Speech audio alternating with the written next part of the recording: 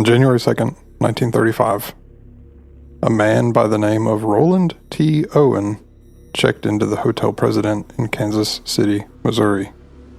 After a couple days stay with some kind of strange events happening, he would die at a hospital from beating and stabbing wounds. His body was stored in a local funeral home for 2 months, since they found no family or anyone to make arrangements.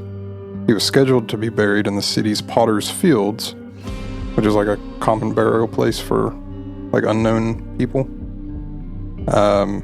until funds for a funeral and a floral arrangement were sent, signed only by the name Louise. This is Country Roads Creeps. I'm intrigued already. Yeah. We have kind of a rule for Country Roads Creeps that we don't do true crime. Just for the sake of true crime. Has to have a creep factor. Yeah. And this definitely does. Yeah, for sure, already. I like true crime. Don't get me wrong. I'll watch documentaries and stuff all day long. But I love, you're getting your cold foam everywhere. I spilled so much of it. Yep. I'll just use this. I like true crime, but what I really love is a mystery, something that gives you it's like how possibly, like, let alone the facts of the case that this guy died from beating and stabbing wounds in a hotel. I'm going to tell you the stuff that happens, and you're going to be like, how even does any of this happen? Okay. So, but anyway, you have anything you want to say before we get started? Yeah, I need to add 2 things to my vampire episode that I forgot to say. It's quick. It's just when we were talking about how they were in the media, and we talked about True Blood and Buffy the Vampire Slayer and Twilight. I totally forgot about the show What We Do in the Shadows. Oh, I've never heard of that. It's like a mockumentary about vampires. Oh. It's really funny. I think you would like it. It's super funny. And then also there's a new vampire movie that just came out, Nosferatu. Oh, yeah, they are doing that again. Yeah. Is it a remake, or is it just a modern thing about a vampire called Nosferatu? I think it's pretty different than the original. I haven't seen it yet. I would like to, but I just totally forgot to mention those in the vampire episode, so I wanted to throw that out there. Yeah. What We Do in the Shadows is very good. I think that was a movie first, and now it's also a TV show, I want to say. Oh. That's all. That's all I wanted to add. I was listening back to that, and I was like, those were in my notes, and I just skipped right over them. Yeah. My bad. I'm going to a chess tournament tomorrow. That's exciting. Nobody will know about this because by the time this episode comes out, it'll be past tomorrow. But it's every year, this place in Fayetteville has a chess tournament for the Humane Society.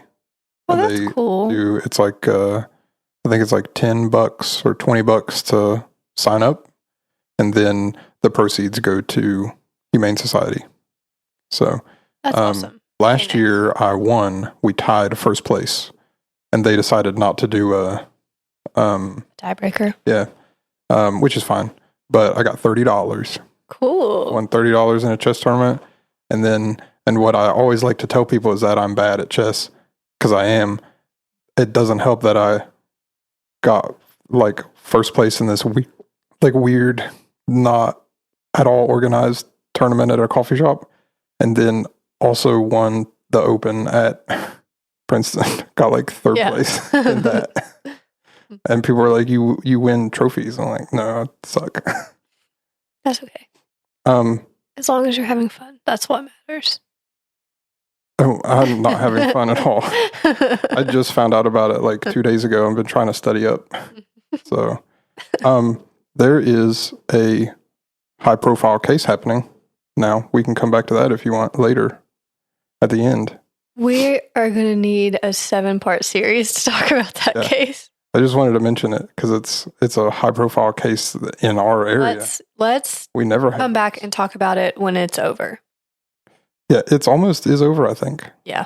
So. Okay, so that's something to do in the future. Let's wait until that You wrapped up. Already put it on our list of episodes to do. No, and then I got nervous to talk about it because it's like super local. Yeah. And it's maybe like a little too local actually for us to discuss. I don't know yet. Yeah. We'll decide. Anyway, before I get too into the weeds on this whole episode and stuff, I should mention that this case is from the 30s. Like I said, this is 1935. And it spans kind of a long time. The events don't. The events are only a few days, but the fallout of the case spans a pretty long time. So there's a bunch of articles that are written, a bunch of YouTube videos. It's kind of a famous case. If you've ever heard of Room 1046, that's what we're talking about. So. But typical disclaimer that not all of the source materials agree with each other. The witnesses don't agree with each other. The investigators may not agree with each other. I'm pulling information in here from like 5 different articles that write in length about this. And some of this stuff is pretty much exactly the same. And some of it's like, I'll kind of point it out whenever I get to a couple of the things, but some of them are a little bit different. So that, just so we're clear, this is like not everything typically agrees with each other. Typical disclaimer for every episode we've ever done. Yeah. But yeah, like I said, I was reading a bunch of articles that write pretty detailed reports about it, and then watching like multiple hour-long YouTube videos about it. So, and really just trying to piece everything together from also our 2 favorite sources, Reddit and Wikipedia. The most trustworthy. But I'm just trying to like weave a narrative and piece everything together to make something kind of interesting for Hannah and the audience. So, anyway, without further ado, you like that? I did. So this Roland... a bad time to tell you I need more ice in my coffee. Oh my gosh, go ahead. Not cold enough. You can pause. Okay, thanks. Oh my gosh. Okay, I fixed it. Good now? I'm ready now, yeah. So this Roland T Owen guy was born in 1915 in Florida. He had a big scar on his head above his ear from an accident as a child with hot grease, and it stayed all scarred up and hairless for the rest of his life. We'll kind of come back to that. But from what I can tell, not a whole lot is known about his childhood or his life. I don't think it's really pertinent to the story anyway.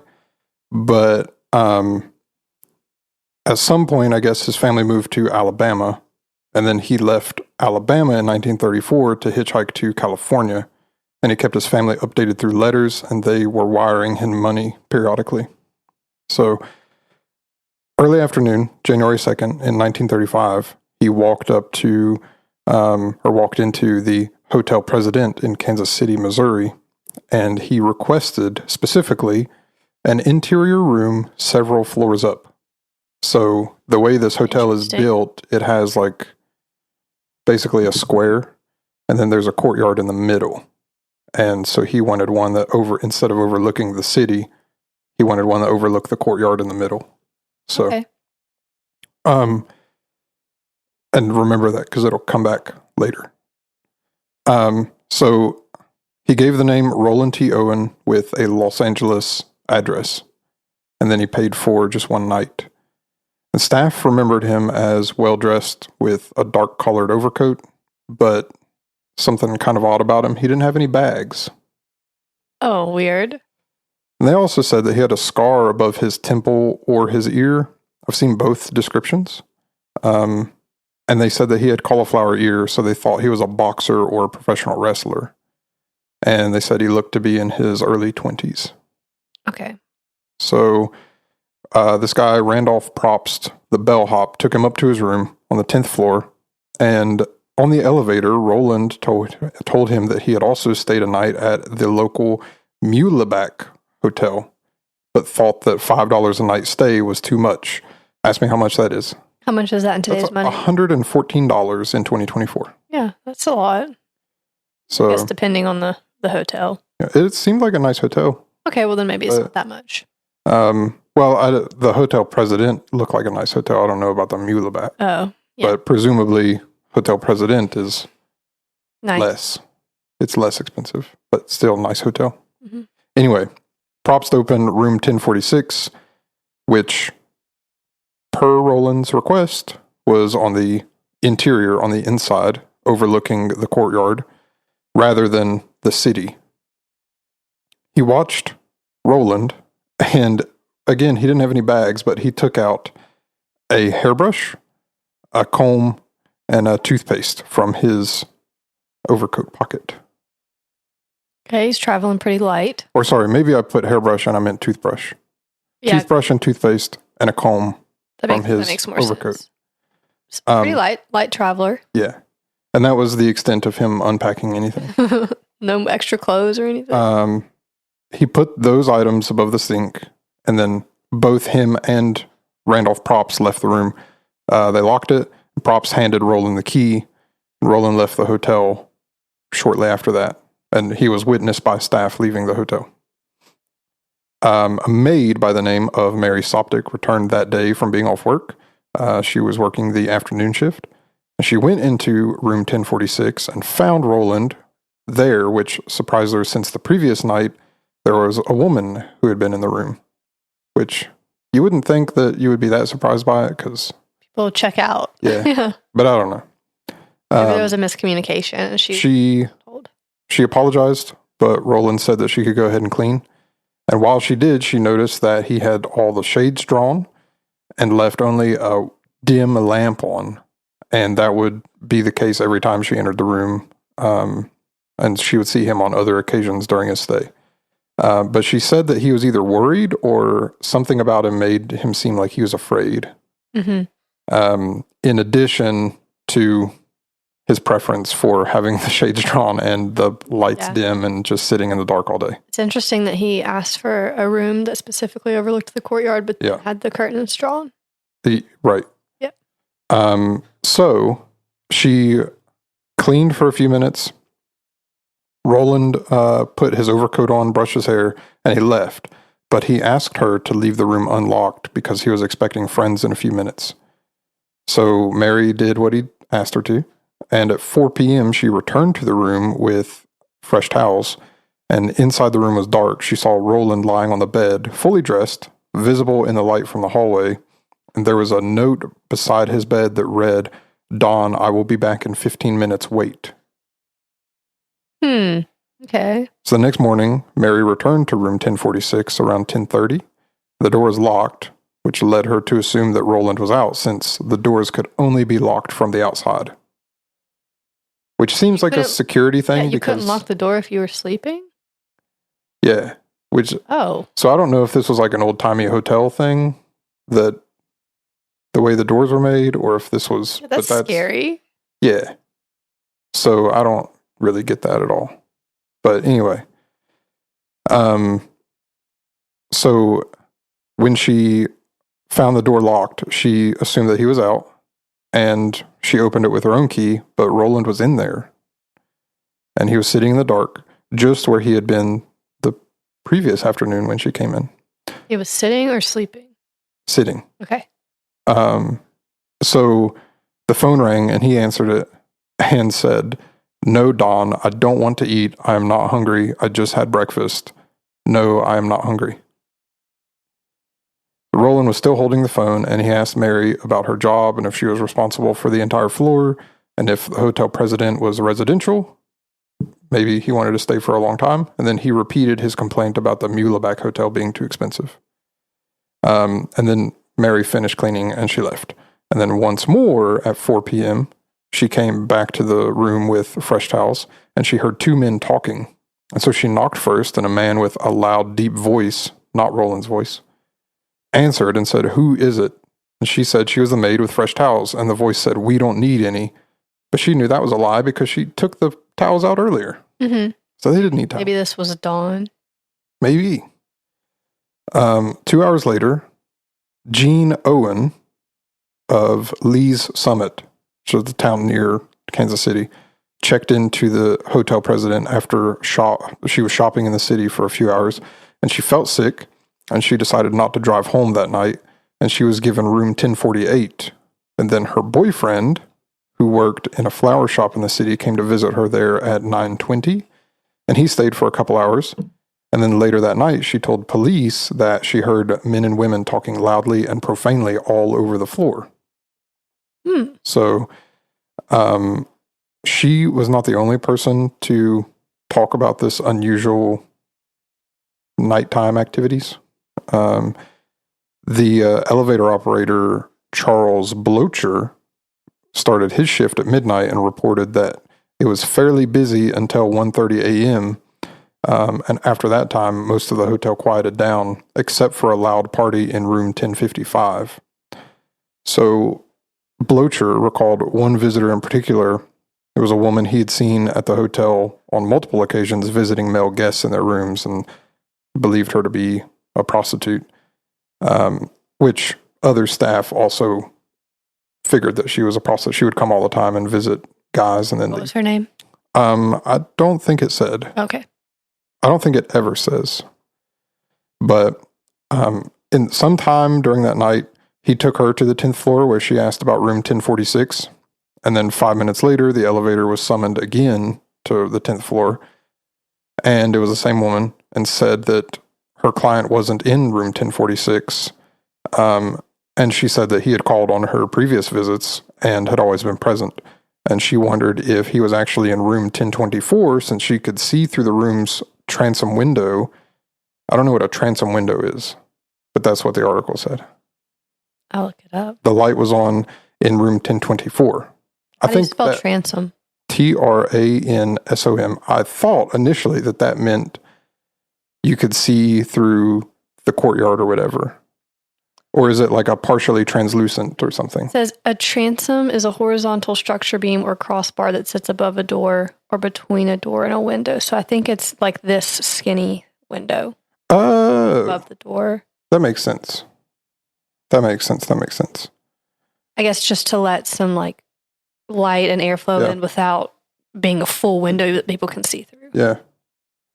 I read that and I was like, oh, she sees it across the courtyard. But now that I've said it out loud, I was like, I don't even know. Like, I was purely a guess the first time I put it in here. But well, I mean, that's not a bad guess. So it's like that skinny window above the door. Yeah. Okay. Cool. So she wanted to go to room 1024, and then it says that she stayed on that floor for a while after Blocher went back down. And about a half hour later, Blocher got another signal to take the elevator back to the 10th floor, and the same woman was waiting there again, and he took her down to the lobby, and an hour later, he took her and a different man to the 9th floor. So at 4:15 a.m., a call from that floor turned out to be the woman, and he took her to the lobby, and she left the hotel for the night. And then there was another call to the 9th floor. 15 minutes later, it turned out to be a man, and it was the same man that came up with her, and he told Blocher he could not sleep and was going out for a walk. Now, all of those activities, not sure if that has anything to do with the case. Okay. It is weird, though, that, like, it just so happens to happen when this guy's here, and that she was going to his room, and she had been there multiple times, and he was there. Which, at this point, he's only been there 2 days. Yeah. And he's called her multiple times. So, I don't know if that's, like, you know what I mean? I don't know if maybe she's misremembering, or if she had been there with somebody else. Yeah, I was going to say maybe she thought it was a different person that had been in that room a lot before. But it should be noted that at this point, nobody has said that they've seen Roland leave the room, and she goes up to see whoever's in room 1046, and there's nobody there. Oh, right. That is a weird point. But all of the other events with this lady going up with this guy and seeing, and the loud parties and stuff, unclear if that really has anything to do with the case necessarily, but it is of note, and pretty much everybody mentions it in their articles and in the YouTube videos that this stuff is happening. So pertinent enough that you would put it in. Yeah. So, he may not have been at the hotel earlier that night. Now, again, the hotel staff said that they didn't see him leave. But there is a guy at 11 p.m. named Robert Lane he worked for the city, and he was driving on 13th Street near Lydia Avenue. And he saw a man dressed only in an undershirt and pants and shoes running into his path to flag him down. And when he stopped, the man apologized, saying he had mistaken Lane's car for a taxi. And the man asked Lane if he could take him somewhere that he might be able to get a taxi. And Lane agreed and let him in. And he said, "You look as if you've been in it bad." And he said he saw the guy, he had like cuts and bruises on him all over. And said that the guy he picked up swore that he would kill somebody else tomorrow, assumedly enough in retaliation for all the cuts and bruises. But okay, crazy thing to say.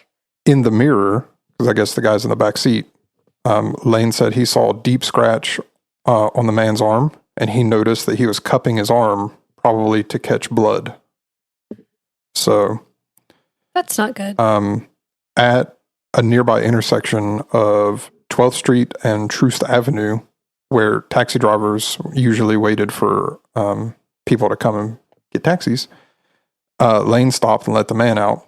And the man thanked him and got out, and he honked the horn for the taxi parked nearby to get the guy to come over, and then Lane drove away. Now, also not sure that this is Roland either, but we're going to come back. So, okay. Because after his death, Lane mentioned to police, and he went down to look at the body and said that the guy who was dead had the same cut on his arm that the guy that he picked up. Mm. So, but they also would later say that they didn't believe that. I'll come back to it, but they said they didn't believe that it was him because nobody saw him leave the hotel that night. But he had to be somewhere. So, exactly, he's not in the room. Prostitute said he's not in the room, and this guy says that this guy that he picked up and the guy laying on the table are the same injuries. So, anyway. What the heck? I'm getting all kinds of notifications on my phone. That's loud. Anyway. Do not disturb. Heck no. So, now we're going to January 4th, and around 7 a.m., there was a woman who worked for a switchboard, for the old-timey phones back then. They had to funnily plug them in. enough, we just learned about that in my class this week. Really? Yeah, we were reading a story about how technology has advanced and how phones have changed over time. And we talked about the switchboard and how you used to have to talk to an operator and stuff. Yeah. So for the youngins, back, so it used to be you would have a phone and it would be connected by a physical line. A lot of people don't even know about that. To a wall. And then it would go out to why they call them telephone poles. And that line would go all the way to the operator's building and be funneled into this big machine. And then they would plug your phone part in and you would say, "I need to talk to so-and-so, this number." And then they would plug you into that one and they would connect. So we talked about that, how you had to go through the operator to talk to someone. And then we moved on to talking about like how now we have FaceTime. Everybody has FaceTime. So I was having to explain how if you wanted to video chat, you used to have to buy a separate webcam that plugged into your computer. Yeah. Not even necessarily like a laptop. You could plug it into a desktop computer. Yeah. You had to download Uvu or Skype or whatever one of the first ones was and talk that way. And they were like, "What are you saying?" Yeah, it's just here on my phone. It's just like built in now. And I was like, it didn't used to be that way. Yeah, it didn't. And funny enough, this has all changed like within our lifetime. Yeah. Like when I grew up, we still had a corded phone. Yeah. I mean, we have a corded phone in the classroom, so they understand that, but we were looking at rotary phones and all those. And my parents, I was too young to remember this, obviously, but I remember my parents talking about when they got their first, I guess, cell phone, but it was a bag phone. Like, it was huge, and you carried it in a bag because it was so big. Yeah. And it was, like, way expensive to use. So if you wanted to use it, you would call somebody and talk for like 30 seconds and hang up. Yeah. It costs so much. So I remember growing up, we had a corded phone. And I remember we got the non-corded, the wireless. Like it's still your house phone, but you can walk around. A landline. Yeah. Kids don't even know. They're like, what's a landline? Yeah, I liked the corded phone because I used to play with it and like twist it up and mess it up. And then we got the ones without the cord. Yeah. My parents still have them, but they don't use them anymore. They're just there. Here's another thing that if there's anybody younger than 20 listening, we used to have dial-up internet. Yeah. When I was a kid. Yeah, the sound, the screech. Yeah, so it would make robot sounds when it was connecting to the internet. And then if somebody called, your internet would stop working. Yeah. So, because the internet worked. I was trying to explain that you could only use one or the other. You could use the phone or you could be on the internet, not both. Yep. They're separate entities. And then, it's so funny. I remember that after we got our first cell phones, it was like the plans at that time were like you're allowed to talk on the phone for a certain amount of time. Like you get so many minutes and so many texts, and you get so many texts. And so, and it would be not that many. Yeah, you had to really count your texts. Yeah, so I remember I think the first plan I ever had, it was like my parents were like, just use this to text us, like if you, because I have sports and whatever in middle school. Plans change, or you need to pick up at a different time or something. Yeah, and so it was 200 or 400 texts, not that much. So you can't text your friends. No, because you'll do that in a weekend. And you do that in a day. Yeah. If you get going in a group chat. Yeah. So, then I remember I found out that not only is it including the text that you send, but the ones that you get sometimes depending on your plan. Mm-hmm. And so it's you had to be careful. Yeah. And the fear that would strike your heart when you accidentally hit the data button to go to whatever that barely functional web browser was. You'd be so scared. No, because your bill would be outrageous. Do you remember downloading ringtones? Yes. You'd get a 7-second little piece of a song. Are we old? Yeah, I think so. Oh, no. This is my 10-year reunion is this year. Mine was last year, and I didn't go. Nobody's planned one for ours yet. I didn't. They planned one at the last minute, and I saw somebody before, right before that was supposed to happen, and they were like, "Are you going?" And I was like, "I don't even know where or when it is." Yeah.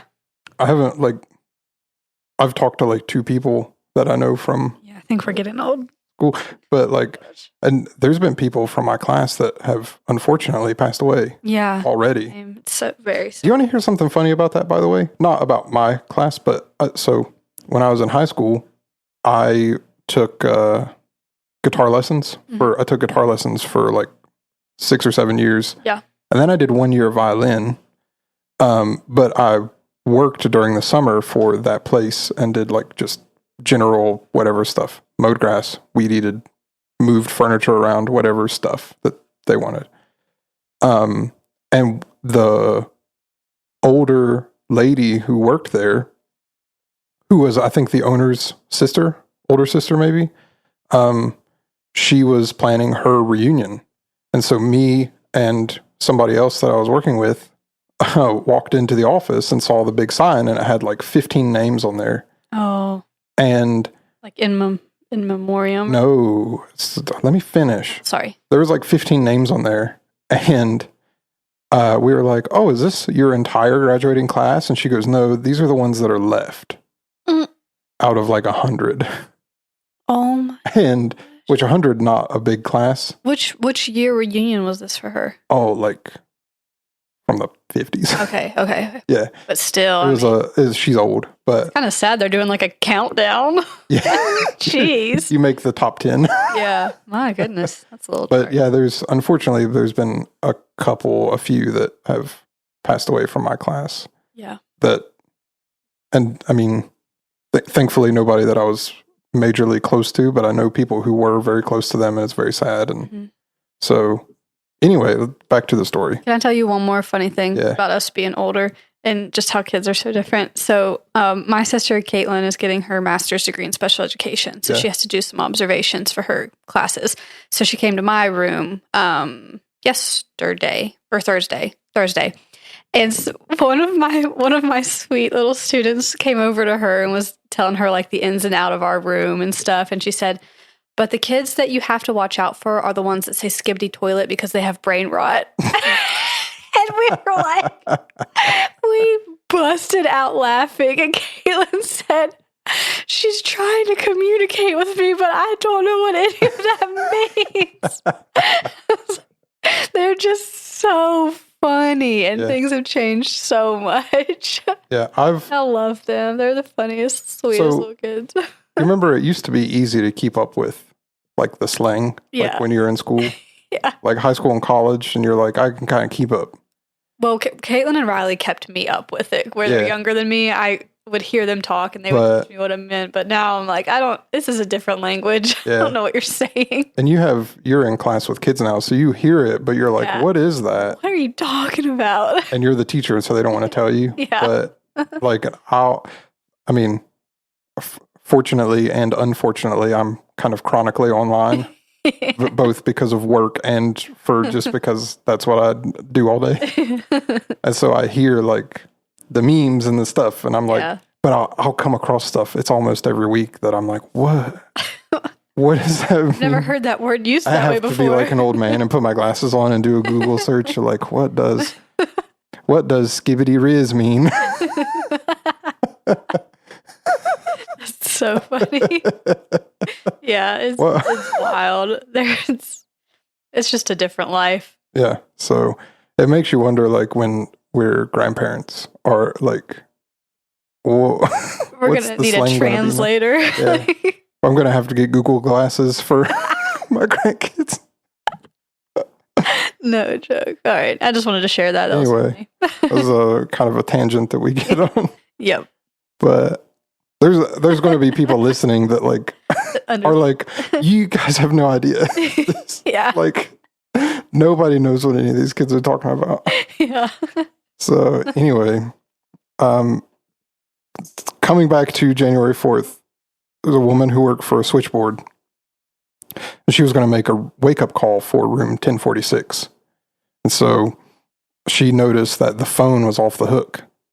And then, she called, I guess, the hotel or whatever, and told them, and the props guy, he got to work on the job. He went up there, and he noticed that there was a do not disturb sign hanging on the door, and he knocked, and a voice said to answer, or a voice answered, said to enter, but he couldn't because the door was locked. And he knocked again, and the voice said to turn on the lights, but he still can't even get in the room. Mm-hmm. So he just shouts through the door to hang up the phone, and he left. And then he told the operator to wait about an hour and just assumed that guy was drunk and try again a little bit later. Another bellboy later, Harold Pike, he was sent to the 10th floor, and the do not disturb sign was still on the door, and it was locked. But Pike had a key, let himself in.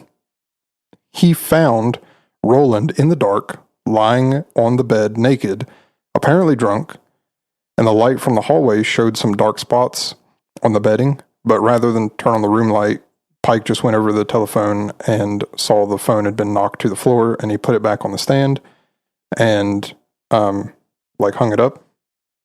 And then all that was happening around 8:30 in the morning. A couple hours later, about 10:30, another operator contacted the hotel that the phone was either still off the hook or once again off the hook, not connected to another call. So Propst again was sent to the room, see what was going on. Do not disturb sign was still on the doorknob, and that time he took his key, and after his knocks, didn't get any kind of response. Whereas before, the guy was like, come in. It's locked.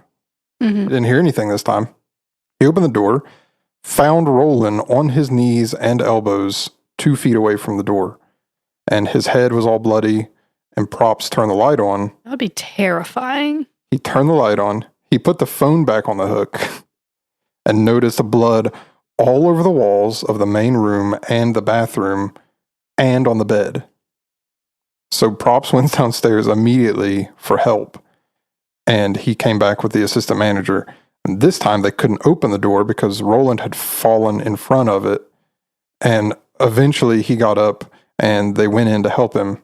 And he was sitting, they got him sitting on the edge of the bathtub. Now I've seen some other articles say that he got up by himself and was sitting on the bathtub when they came in. And I've also seen it the way that I want to tell it, which is they helped him. he got away so that they could open the door, and they helped him up because the way the injuries are, I don't believe that he could just get up and go to the bathroom by himself. Yeah. So anyway. It makes me sad that the phone was off the hook because in my head, I'm thinking he was maybe trying to call for help and couldn't. And that's why the phone got knocked off the hook. Maybe, but it appears that there was a struggle. So this is sad. They got him helped him up sitting on the edge of the bathtub, and the assistant manager called the police, and the police came joined by Dr. Harold Flanders from the Kansas City General Hospital. Now, Roland had been bound with a cord around his neck, his wrists, and his ankles, and his neck had more bruising than his wrists and stuff, assuming that somebody had tried to strangle him. And he was stabbed more than once in the chest above his heart, and one of those stab wounds punctured his lung. He had a bunch of injuries to his head. He had a skull fracture on the right side. And in addition to the blood that Props had seen all over the walls and the bed, there was blood spatter on the ceiling. Goodness.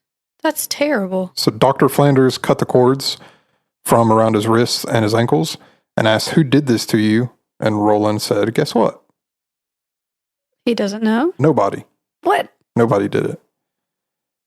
So they asked him what caused the injuries, and he said he had fallen and hit his head on the bathtub. Sir.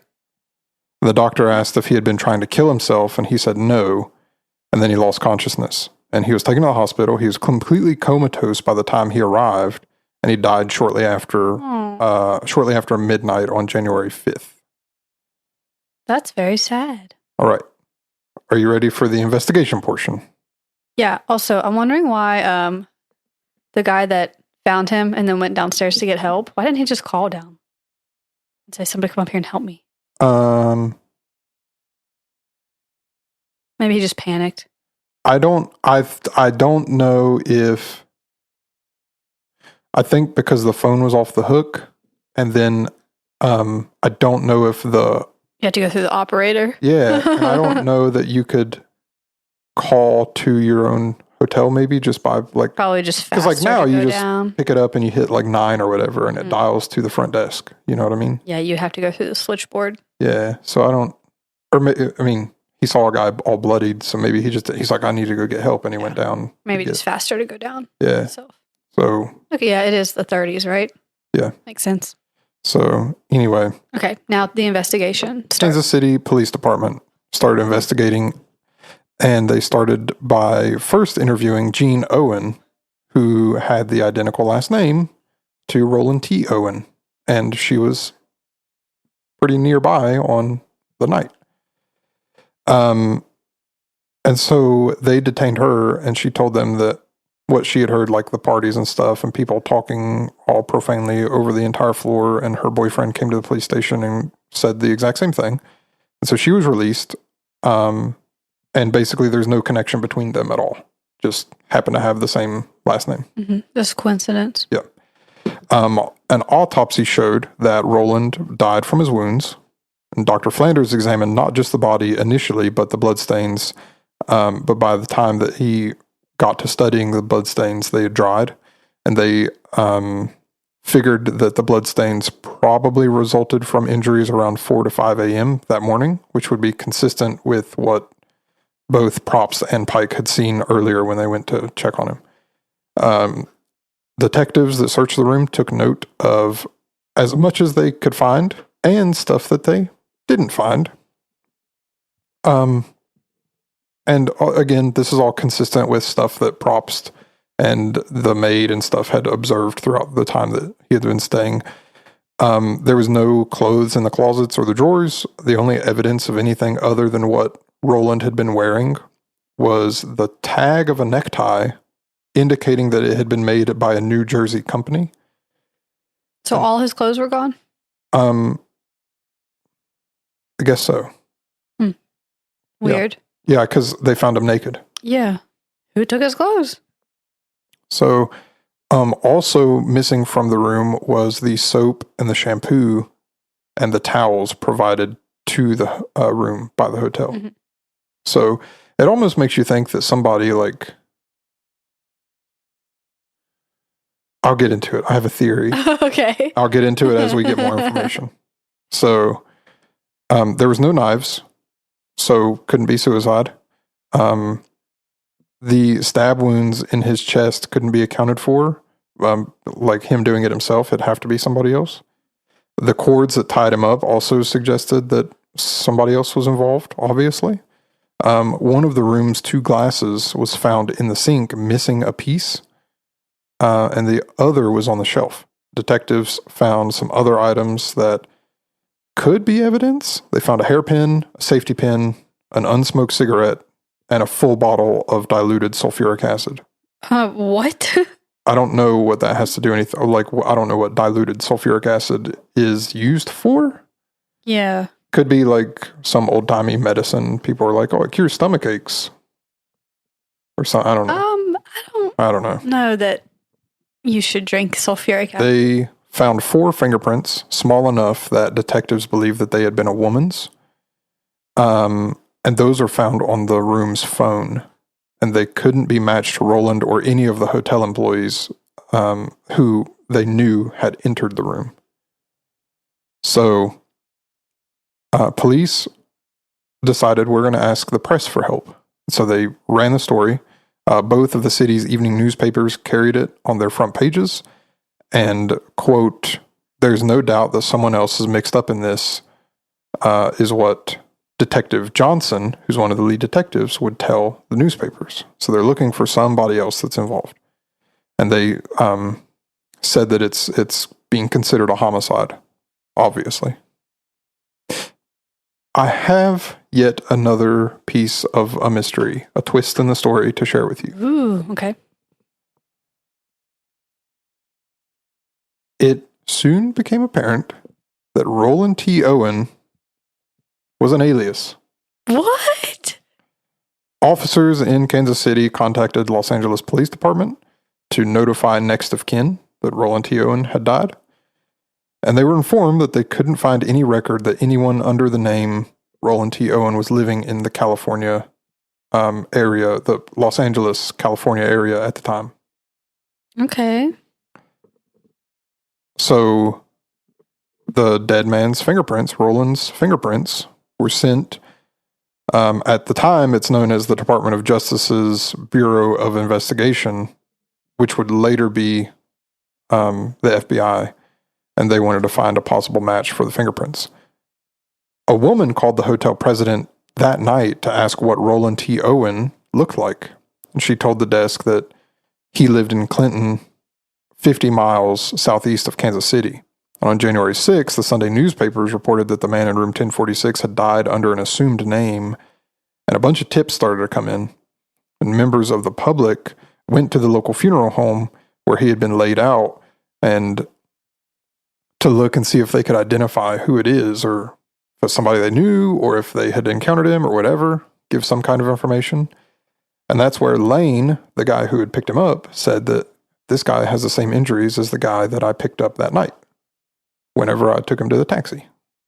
So the only problem with that is that detectives couldn't believe that Roland, or the guy that they assumed was Roland, was the same guy that he picked up, because nobody had saw him leave the hotel that night. There's only one time that they could identify that he had left the hotel, and that was when people had witnessed him being with 2 women at multiple liquor places on 12th Street. So the story would end up running countrywide, and a bunch of media outlets reported on this story all the circumstances, the weird happenings, and they had a bunch of people calling in tips about the unknown identity of somebody named Roland T. Owen. Kansas City police devoted a bunch of time to people answering calls, corresponding with other police departments, other news agencies. At the time, it's hard to do phone calls or, they're getting a lot of letters, telegrams, things like that. Eventually, they were able to eliminate most of the leads that they were getting. There's a lot of people who are like, I think that's my cousin. It's just isn't. Officers remembered that Probst said that he remembers Roland staying at the Muleback Hotel before he checked into the hotel president and said that the rates were too high. Right. So they contacted the Muleback Hotel, and they said that no Roland T. Owen had checked in there, but staff said that somebody who matched his appearance checked in under the name Eugene K. Scott and also gave Los Angeles as his address. So, and also he requested an interior room several floors up. So It's got to be the same guy. Same guy. Different alias. Gave a different name. Weird. They said, again, they have a lot of people calling in tips. They said they thought the case might be solved. Somebody identified the man or the body as his cousin, but then when the man's sister came to view the body, she confirmed that the cousin had actually died 5 years earlier, but they resembled each other very strongly. So it could be another relative, maybe. No. Just mistaken identity, I guess. Yeah. A week into the investigation, Tony Bernardi, who was a wrestling promoter from Little Rock, Arkansas, said that after he saw the body, he identified him as Cecil Werner, and he had approached him about the beginning of December in 1934 about wrestling some matches. And Bernardi had referred him to another promoter in Omaha, Nebraska, but that promoter did not recognize Roland. So maybe he just didn't go to that guy. Anyway, within a few days, 2 new homicides in the city got the attention of police, and they kind of started not looking so closely at the Roland T. Owen Room 1046 case. Leads were still followed. They weren't going anywhere. They weren't really... Ran cold. Yeah, it's not... They also just like, we're not getting anywhere with these. We're not going to pursue these leads as seriously as the new cases that keep popping up. So, also... newspaper coverage would dwindle and people stopped calling in as much. And, anyway. March 3rd, the case returned to the newspapers. The funeral home where the body had been kept announced it would be burying him in the Potter's Field the next day. And the funeral home received a call from a man who asked that the funeral be delayed so they could send the funeral home money for a grave and service at Memorial Park Cemetery in Kansas City. Oh, that's nice. That's Kansas City, Kansas, actually. Oh. So the caller said the dead man would be near his sister, and the funeral director warned the caller that he would have to tell the police about the call, and he said he knew that and didn't bother him. Oh. I thought it was someone just being like a good Samaritan. They didn't want him to, like they were just being nice, but it's somebody that knows him. Maybe. The caller was more forthcoming with the funeral director. And the funeral director asked why Roland had been killed. And according to the caller, Roland had an affair with one woman while engaged to marry another one. And the caller and the 2 women had apparently arranged the encounter with him at the President Hotel in order to exact revenge. And said, quote, cheaters usually get what's coming to them. Mm-hmm. And then he hung up. Okay. So the service was postponed per the anonymous caller's request. And on March 23rd, the funeral home received a delivery envelope. The address was... So, let me read this exactly what it says. It says that the envelope, or the address on the envelope was carefully lettered using a ruler. And it had $25 wrapped up in newspaper, which was, guess how much money that is? $575. I was going to say it had to be at least $500 because you told me $5 was like $119 at the hotel. I don't know what carefully lettered with a ruler. Maybe they like took a ruler and like the lines were very straight. Yeah, I guess so. But anyway, that was enough to cover all the expenses. They didn't know who sent it. 2 additional envelopes with $5 each were sent to a florist for flower arrangements, and they got 13 American Beauty roses, which were like the nice pinkish, reddish, crimson color that you can get, like classic rose that you would think of. They were supposed to go with the grave. After a similar call was made to the florist, both phone calls turned out to have been made from payphones.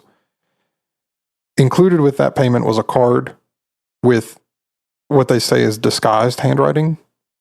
I guess they're trying to fake somebody else's handwriting. Mm-hmm. And or it just read, hide their own. Yeah. And it read, "Love forever, Louise." And the funeral was held shortly after these things took place. I have some thoughts. Okay. Wait, okay, so when you first said that someone called after they read the newspaper article and wanted to have the funeral, my initial thought was, oh, it's just somebody that feels bad that this guy has no family or anything and just wants to be nice and give him a good resting spot. Yeah. Okay, that was quickly wrong. So if these people, the person that called, they're saying that he was a cheater, so they went and killed him? Yeah. So if they killed him, why would they care enough to have him get a nice burial? Like, you beat him to death, but now you want him to have a good funeral? What? That doesn't make any sense. Because she loves him. But they killed him. Maybe. Weird. Okay. The funeral was held shortly after that. Besides the minister who did the funeral, the only guests were police detectives, some of the people who served, or rather, some of the detectives and some of the police departments served as pallbearers. And they had some other detectives who posed as grave diggers who staked out the grave for the next several days, hoping that somebody would come by to visit. Nobody ever showed up. Several days after the funeral, a woman called the Kansas City Journal-Post's newsroom to inform them that their earlier story that the dead man from room 1046 would be buried in a pauper's grave was incorrect, and he had in fact been given a formal funeral. And she said the funeral home and the flower shop could verify this, and they asked her to identify herself, and she said, "Never mind, I know what I'm talking about." And then they kind of pressed her for more information, and she said he got into a jam and hung up. Oh. Pictures of Roland T Owen, the man from 1046, continued to be circulated nationwide in hope that somebody could identify him. One of these finally made it to the right person. A woman by the name of Ruby Ogletree in Birmingham, Alabama. Her friend showed her the picture. It was actually in an issue of the American Weekly. Now, is that a magazine or a newspaper? It's a newspaper. Sorry, I'll read this exactly what it says. A newspaper supplement published by the Hearst Corporation with an article about the case. Okay. The unidentified man looked a great deal like her son Artemis Ogletree. The family had not seen him since he went to hitchhike to California in 1934. Shut up. Ruby contacted Kansas City Police Department and was able to provide enough information about the previous alias, the corpse,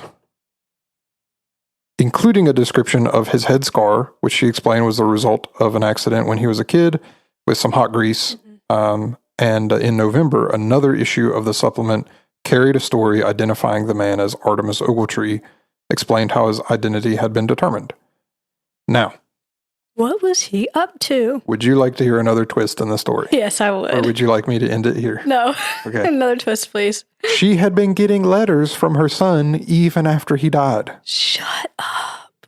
The first was in early 1935, postmarked in Chicago. And she said that it was suspicious because it had been typewritten. And as far as she knew, Artemis didn't know how to type. Someone stole his identity. It was also written in a highly colloquial style, not consistent with the other letters that he had written her.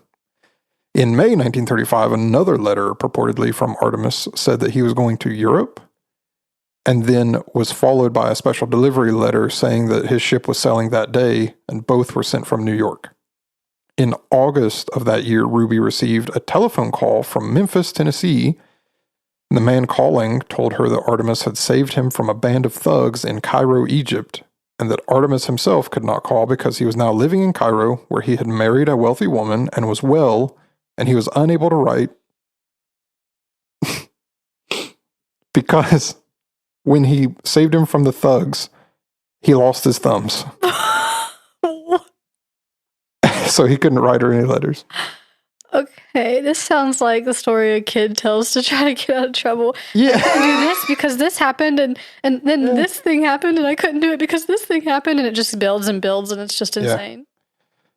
So she talked to this guy for 45 minutes, and she said that he spoke wildly and irrationally, but seemed like he had firsthand knowledge of her son, so he definitely knew him.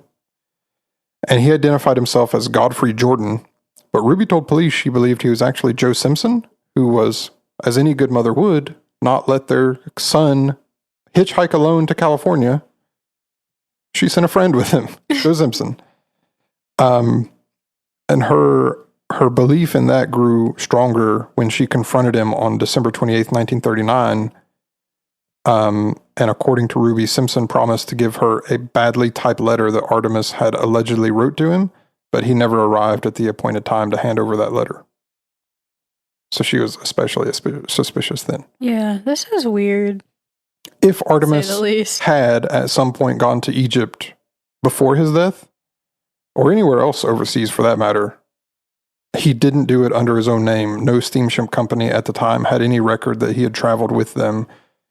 And the people that they contacted, the U.S. Embassy in Cairo, couldn't find any evidence that he had been there. And I don't know exactly how the mail system worked at that time period, but she got the letter from him saying his ship was leaving that day, but it came from New York. Yeah. No, it's Next not. to the ocean, yes. Will you cut this out? No.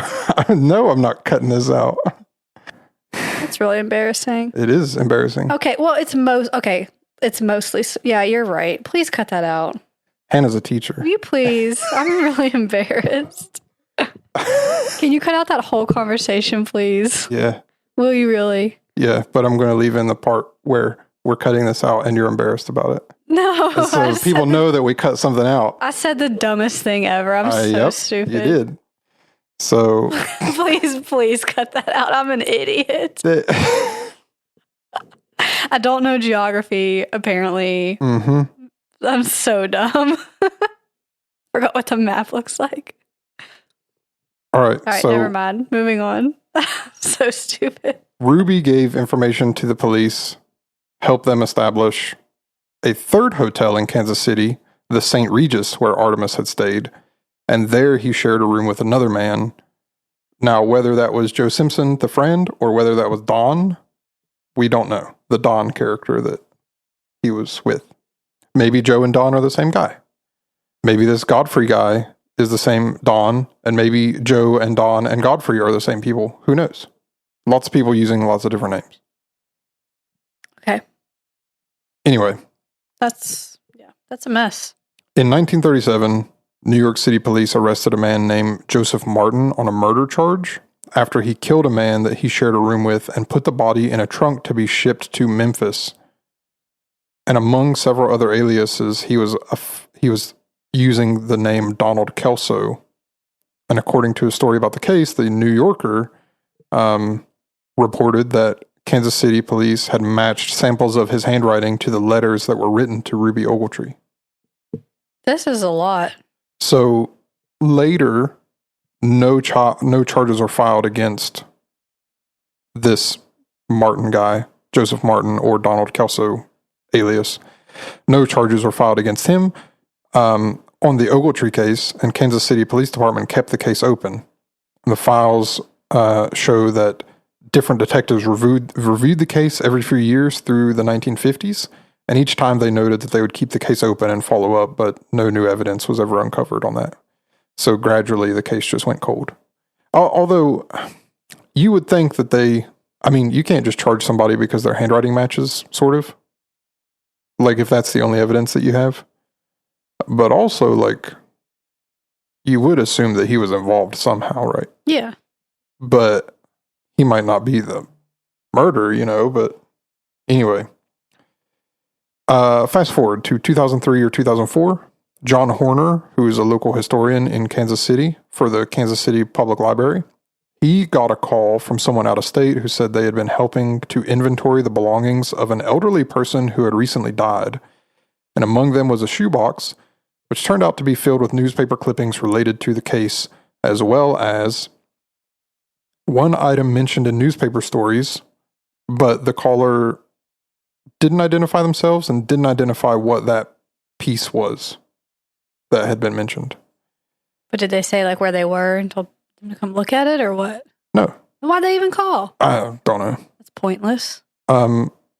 So John Horner didn't make that public until the conclusion of the second of 2 posts that he made on the library's blog retelling the story in 2012. Now, the absence of suspects in the case, when there could be many, has inspired many theories, of which I have my own. Okay, I would love to hear it. Telephone calls alleging that Ogletree was killed in retaliation for his broken engagement have provided support for that theory. Organized crime has also been considered, since the name Don can also be a title for a mafia boss. Lastly, it's suggested that Don, whoever he was, killed Ogletree for some personal reason, either with the help of the prostitute that Blocher saw in the hotel or by himself. So, it's, here's sort of what I think. I don't really know what to think. Yeah, same. I was kind of leaning towards something to do with organized crime, but I can't even begin to really speculate what that would be. I find it hard because this kid leaves home at 17, 18 years old. And which was a little different in the 30s. Yeah. He hitchhikes to California. Falls in with the wrong crowd. Presumably doesn't make it there, I guess. I don't really know. He's been staying in contact with his family. They've been wiring him money. But it's possible that, like, through hitchhiking and meeting people all over the place, that he just fell in with the wrong people. Maybe he was engaged to a lady. Could be a little bit of all of that. Maybe he did cheat on her. Maybe they organized this thing with this prostitute. I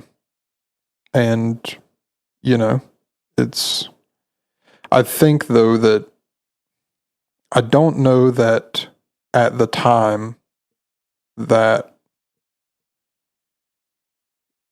it must have been like a man involved. So I wonder if it's Joe Simpson, his friend that he was with, and that he went and helped, like, his ex-fiance and maybe another lady kill him. Mm-hmm. And, maybe something, or it could be organized crime. You don't know. Maybe he cheated with a woman who was supposed to be with some mafia guy. You never know. I mean, it's just weird. And it's the thing that I find the most weird is that, like, by the time he shows up at the hotel, he's clearly already wrapped up in all this because he doesn't have anything with him.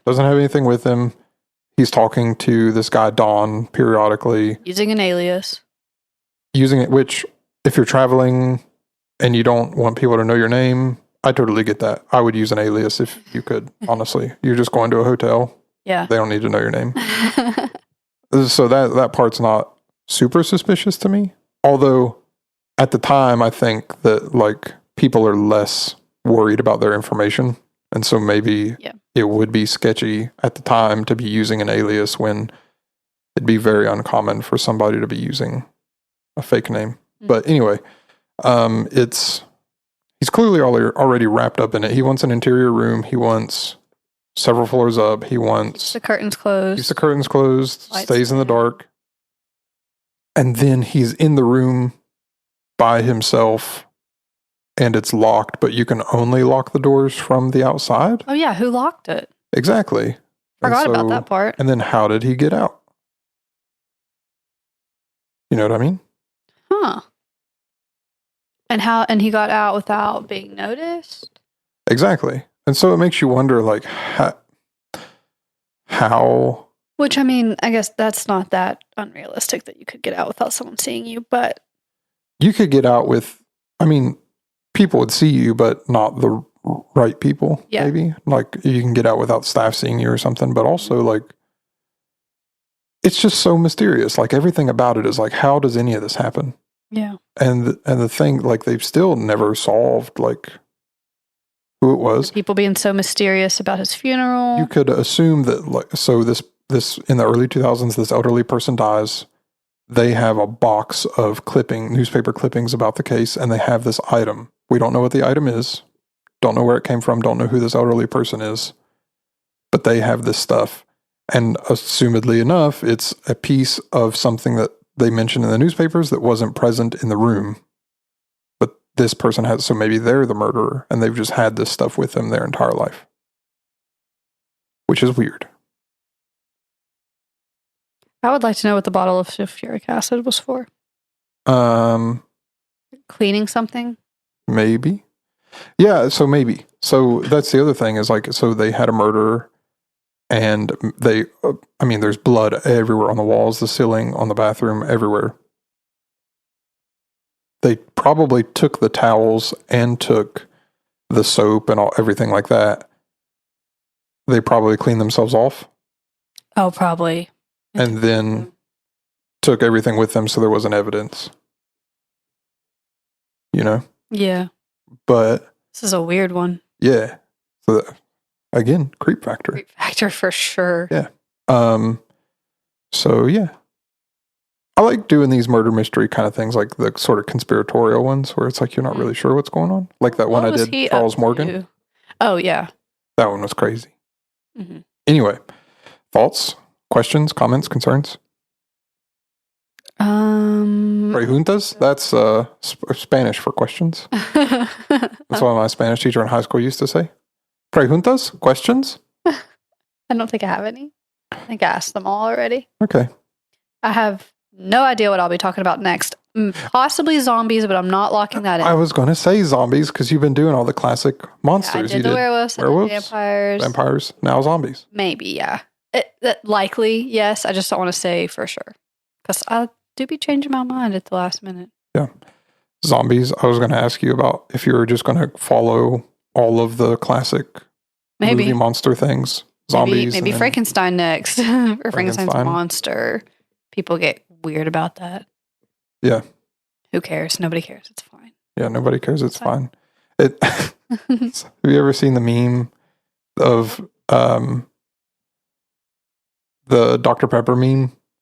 And they're like, it's not Dr. Pepper, it's Dr. Pepper's drink or whatever. It's like just the dumbest. Yeah, probably zombies. I like zombies. Zombies is a cool concept. Mm-hmm. Because, like, depending on what book you're reading or what movie you're watching, they can be very different. You know, there's a difference between, like, zombies that we know of, like the fast ones from, like... Was it World War Z? World War Z that had the fast ones? Or, yeah. Or, like, 28 Days Later has the rage virus. They're sort of like zombies. Or, what's that one with Will Smith? I Am Legend? I Am Legend has fast zombies or whatever they are. But there, do you know there's like a classic term of zombie called the Romero zombie? Because George Romero would make these movies and stories about zombies, and they were always slow and acted a certain way. And so they when you see like the Walking Dead zombies are slow, they're kind of Romero-esque zombies. Kind of neat. No, I didn't know that. That might be what I do. Of zombies. Also, Nazi zombies. Oh, what? Nazi zombies from Call of Duty or the movies. Oh, did you know there's going to be a 28 years later this summer? Really? Yep. This summer. That was really good. Have you practiced that?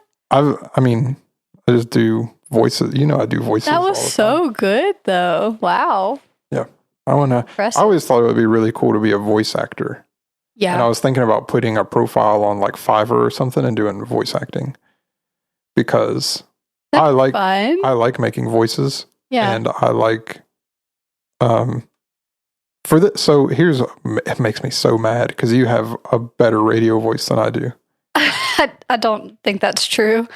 Everybody says that. Everybody says Hannah has a better radio voice than me. Well, thank you. I don't think that's true, but I can put on a radio voice, but it would be hard to keep it up for an hour and 13 minutes at this point that we've been recording.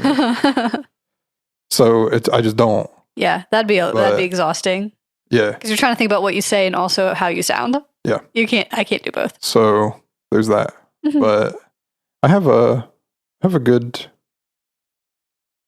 I've got a good range of voices that I can put on, I think. That would be cool. People say that. A little side job on your resume. I have too many side jobs. Yeah. Oh, gosh. I have a full-time job. I have my own business. I have a podcast. I do your other part-time job. I do like too many things. I can think of like at least 5 things that you do. Off the top of my head, I could name 5, like I guess you would call them jobs that you do. Yeah. And there's probably more that I'm just not thinking of. Yeah. I have my full-time job. I have my business. I have the podcast. I do like music stuff. I do. Oh, and then you help your friend with his animals and stuff. Yeah. Well, that's not a job, but it is something that you do. But yeah, I do like busy. I do projects. I'm a serial project hopper. Yeah. Like, the thing that I'm into now, I picked up a new thing this year that I'm trying to learn, and it's like 3D modeling and 3D environments. Oh, that's cool. And you do chess. I do chess. I was streaming chess. Yeah. And I actually want to do that again. The shooting competition. I keep running out of time to do that. Shooting and stuff, training with people. Yep. Yeah. I've since busy. Stopped doing like much like teaching kind of things. I used to teach a lot of different stuff. Yeah. But yeah. And you do like this is kind of in conjunction with your business, but also like pictures. Yeah. I just lump all of that in. So this is just something that popped in my head. If anybody wants a sticker, if you want a Country Roads Creeps sticker, send us a message and we'll get you one. I've passed out some. I've passed out some at work. Some of my coworkers wanted one, and several of my friends and family wanted one. So I've passed out some, but I have a bunch left because I kind of forgot that they were here, and I just forgot I had them. So if you want a sticker, let us know. And I don't know that we're ever gonna sell. No, they're free. I'll get you one. Yeah, send us a message. Give you one. We'll send you a sticker. But they're cool. Shane did a really good job designing them. Yeah. It was so funny. And if you want some to pass out, because they have the thing on there, you can scan the Spotify code. I might have already talked about this. This might be a repeat, but it cracked me up when Shane was designing these stickers. He was sending me, like, as he was doing it, what they looked like. And he Mike Wazowski'd me. Remember, you were putting the Spotify code on, and you made it big and completely covered up my face. Yeah, put it over your eyeballs and like redacted you from this. That was so funny. Yeah, but they're cool stickers. They're like nice quality. So if you want one, let us know. I just have forgotten to pass more of them out. They're cool though. Somebody might have been. It was either like a close friend of mine that was listening, or it might be my girlfriend. I can't remember who said it, but they said, "You're kind of mean to Hannah." And I was like, "I've been mean to Hannah for 12 years. Literally 12 years. Since the start of this friendship, he's been mean to me. It's just, we've come to accept it." Like, you were, like, the last episode, you were, like, kind of had some attitude, kind of mean to Hannah. I was like, I've been mean to Hannah for 12 years now. This is That's not new. It's not ending anytime Nothing soon. new. I'm going to be mean. So It's really one of the strongest foundations of our friendship. yeah, That you're mean. yeah, I'm mean to you, and then when you're mean back, I get sad about it. Yeah, and then I have to put you in your place. Hurts my feeling when you're mad. No, it's not real mean. Sometimes. It's for fun. And then we fight, and then we're friends again. Yeah. So, fist fight. Settle it. Almost to the death. Yeah, almost. Not quite. Hannah has a black eye right now. That's not funny. I shouldn't have laughed at that. Cut that out. No, I can only cut out one thing per episode. It's either this or the other thing. The other thing for sure. For sure. Absolutely cut that out. I said the dumbest thing I've ever said in my life. I want to make that like a comedic thing of like, cut that out. And it's like, just so that everybody knows we cut something out. Don't know what it is, but. No, my principal told me that was one of the things that she laughs at when I say like, cut that out. And sometimes you do and sometimes you don't, but it just depends on what it is. Sometimes if I'm being serious or not. Sometimes we say cut that out as a joke, and sometimes I'll leave in the part where I make a joke and you say cut that out, but it'll be like a blank spot and you'll say cut that out. Yeah. But you absolutely, if you want this podcast to continue, you must cut out what I said earlier. It wasn't like mean or anything. I just genuinely said something so dumb. I forgot what the United States looked like. I want that off of the record.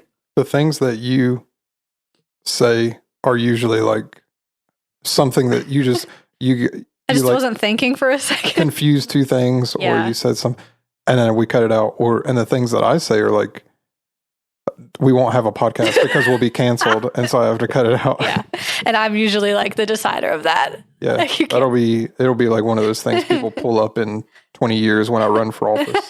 Yeah, and they'll be like, "Remember when you said this on the podcast?" It's like, I don't remember what I said on the podcast this morning. Yeah, so I couldn't tell you. All right, anyway, I guess that's it for today. Hey, there's a trial. I was thinking about that as we were sitting here, and I don't think we're going to be able to discuss that. Because there's like some pretty weird personal connections that I just don't know. The only thing that I really wanted to say about it was like, I know everybody. Yeah, that's the thing is we know all the people that are a part of this, and I'm not really comfortable just discussing it because of that. It's too close to home, I think. Sorry for that. Sorry that we teased it. I don't think we're going to do it. That's really the only thing I wanted to say about it. It's just, I don't usually watch like live court. Me either. There's been a couple of times I've watched like, not live, but I'll watch like compilations of like stuff that happens in court. Mm-hmm. Like the one that comes to mind the most is the Young Thug trial. Did you know that the Young Thug trial was the longest court ever in American history? No. I think that's true. I think it was like 13 or 14 months. I don't really know anything about that, to be honest. They tried to get Young Thug, who's a rapper. Not a good one. I don't like his music, but hot take. But they tried to get him on RICO charges because he's rapping about these things that his gang or whatever is doing. And so they pull all these people in and like his team and stuff that are with him, and they're trying to put them all on trial for these RICO charges, and they get supposedly witnesses from the gang.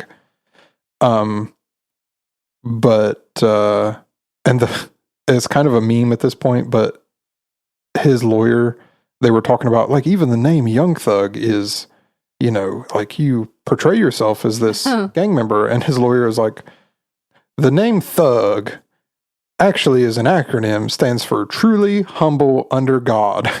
Nuh-uh. Yeah. This trial is going on. The only two things that I really want to say about it, because we're getting a little lengthy, but they had like the worst witness I've ever seen on. Mm-hmm. And his thing, they kept asking him questions, and he's like, I don't know. And they're like, but did you do this? And he's like, I don't recall. It's 12 years ago, 10 years ago. I don't remember what happened in 2012. Like, just don't know. Well, did you tell the detective this? And he's like, if I don't know what I told him. And they're like, well, your statement to him says this. And he's like, well, if I told him that, then I guess I did. I guess so, but don't remember. I don't remember telling him that. And they're like, well, did he lie about what you said? He's like, I couldn't tell you what he did. Yeah. I don't remember saying that to him. It's 12 years ago. Over a decade ago. And also, like, they're like, well, so then is that true? And he's like, I lied to the detectives. I didn't tell them the truth a single time. My God. He's like, I tell them anything to get them off of me. So whatever it says in there is what I told him. That doesn't mean it's the truth. Yeah. Because I lied to the detectives. And so they get him in. He's on the stand for like a few days. And oh my gosh. they're asking him all these questions. And he's like, I don't know. I don't recall. Like the worst possible witness you could have on the stand. Yeah.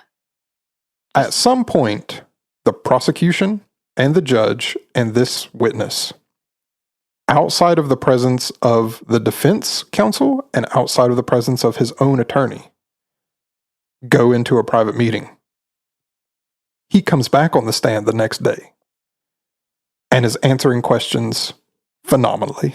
What? They're not supposed to do that. Yeah. The defense counsel stands and says, I have to object to this entire testimony. It's come to my attention that you had a private meeting with this witness outside of my presence and outside of his lawyer's presence. Yeah, you can't do that. That's illegal. You can't do that. So, and in fact, this entire case at this point should be thrown out.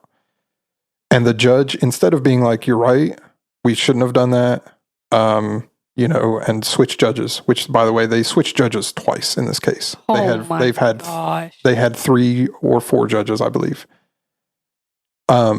This judge was like, how did you find out about that? And he's like, I'm not going to tell you how I found out about it. I don't have to.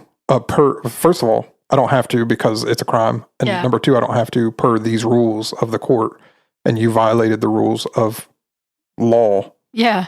You can't do that. And he's like, I want to know how you found out. And he's like, I think I know, but I want you to tell me. And he's like, I'm not going to tell you. And he held the defense counsel in contempt, put him in jail for not telling him. That's going to be another which he can't do, isn't it? And Young Thug is like, has the best lawyer on earth. Like, you want a lawyer who's willing to go to jail for you. Yeah, I know. You know? And he actually requested that he goes to jail with Young Thug. He was being held in jail at the time. Wow. And so they requested that they go to jail together. Do you know what the outcome of that was? I think Young Thug was found innocent. And like of with his defense attorney, I'm sure. His defense, they ended up switching judges. His defense attorney, I think, he ended up getting out of jail and he was present for the rest of the case. But that judge probably got in some kind of trouble, I would assume. Yeah, and I think they had a case against the judge personally too. Yeah. But I don't know the outcome of all of that. But it's just, I think the only other like beyond the trial that is going on right now, the other live court one I watched was a little bit of that guy Daryl Brooks that ran into those people at a parade. Oh yeah, and he represented himself. I couldn't watch that whole thing because he is absolutely insufferable. But other than that, I don't really get into these trials. This I've been watching because it's a local high profile case, and I know all the people. It's crazy. Like and not just like know them as in like I know who they are. No, like personally know them. Personally know them as like the witnesses. Lives have intermingled at one point. Like 2 of the witnesses, I spent like 6 years of my life going to church with them. Yes. And another 2 live in proximity to. I'll tell you some more connections off the podcast. I don't really want to say everything on here, but one guy, I'll say this, I don't care. One guy who was on the stand, big guy, I go to the same gym as him. Yeah. I didn't know that he was even a part of this case. I have been very surprised by some of the people that have come up in this that I'm like, why are you involved with this? Yeah. Anyway, that's enough of that, I think. Yeah. But so I've been texting you because the judge has been telling the jury, he was like, I'm going to tomorrow morning. I'm going to get you guys some sausage biscuits. Is that agreeable to everybody? And they're like, oh yeah. He's like the nicest judge ever. I love him. Did you know that this is the last case he's taking? Yeah. Cause I think he was actually retired and they let him come back for this one. Yeah. Because he was getting the jury donuts, and then he's like, "You're probably getting tired of donuts, so let's do sausage biscuits." And then the last one, you were chicken biscuits from Chick-fil-A, chicken biscuits. I'm on the record. I want to go to jury duty if anybody in the government, but only with that judge because they're not all going to be that nice. Well, he's not taking another case, but I want to go to jury duty and get food. I want that, and I'll rule as evenly as I possibly can for some biscuits.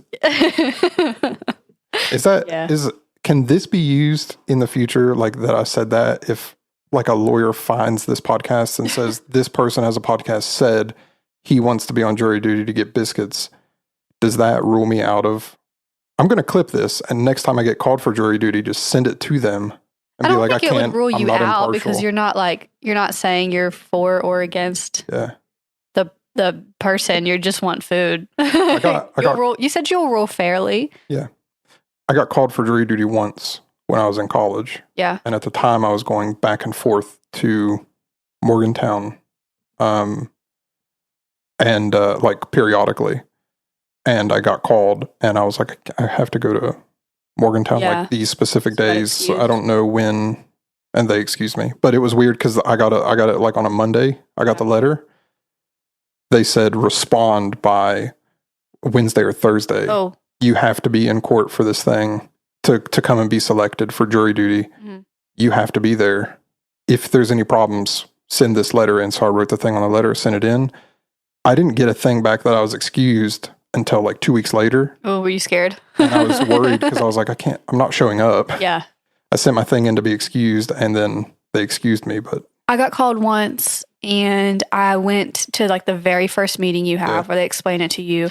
And then right after that, COVID happened and the courts shut down for 6 months and I never had to do anything else with it. So my dad is on jury duty now for, I think it's like a grand jury thing. I don't really know.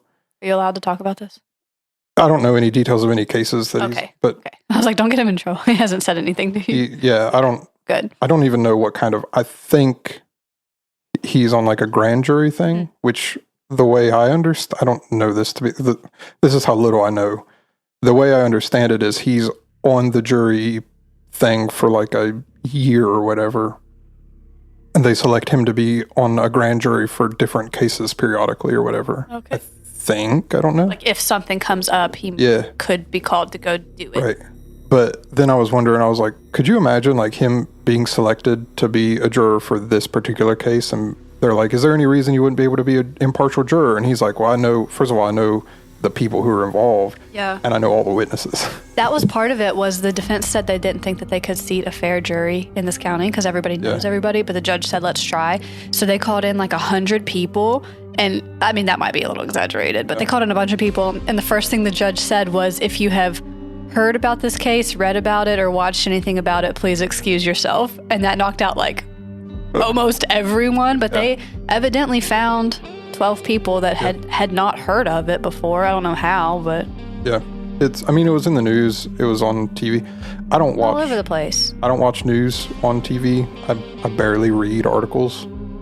But like, I mean, you'd have to be really disconnected to have not heard of this. But I mean, I'm good that they found people. Yeah. But I was kind of laughing about it. I was like, my dad might be selected for this. And it's like, he would just have to be like, well, so first of all, I know the people involved. Yeah. And I know this witness, like 10 witnesses that are on this witness is our neighbor. Like, yeah. Kind of.